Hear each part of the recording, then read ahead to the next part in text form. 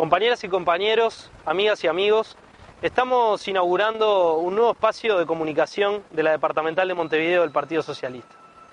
Digo comunicación porque si bien en principio lo que vamos a hacer es emitir un mensaje, lo que queremos es que esto pueda ser generador de nuevas ideas, de diálogo, de intercambio, que se pueda replicar y recrear en el intercambio con todos.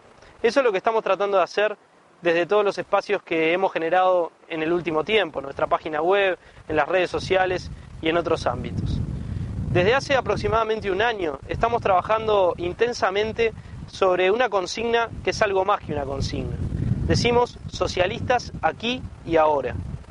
Decimos socialistas aquí y ahora porque el socialismo, además de ser un proyecto de sociedad alternativo al capitalismo, es una actitud de vida, una conducta, una práctica cotidiana, que supone privilegiar la solidaridad frente al egoísmo, a la sociedad organizada frente al poder concentrado del capital y del mercado.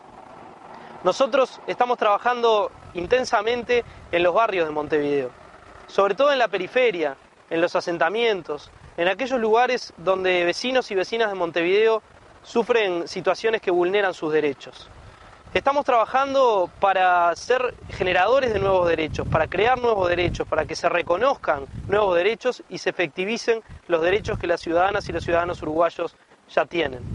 Estamos trabajando para construir fuerza social, porque si nosotros no nos organizamos y luchamos, no va a haber cambio profundo, no va a haber un cambio socialista en el país. Entendemos que el trabajo que podemos hacer desde las instituciones es fundamental. Estamos en el gobierno, somos gobierno. Desde el 2005 hemos avanzado en conquistas fundamentales para los trabajadores y el pueblo. Pero si no nos organizamos, si no luchamos desde la cotidianidad de nuestros territorios, desde la fuerza política, desde los movimientos sociales, no vamos a poder generar ese cambio profundo que necesitamos. A ese trabajo, al trabajo de construcción cotidiana, a ese trabajo de lucha que los militantes y las militantes socialistas han hecho durante 100 años, es que los estamos convocando a todos y a todas.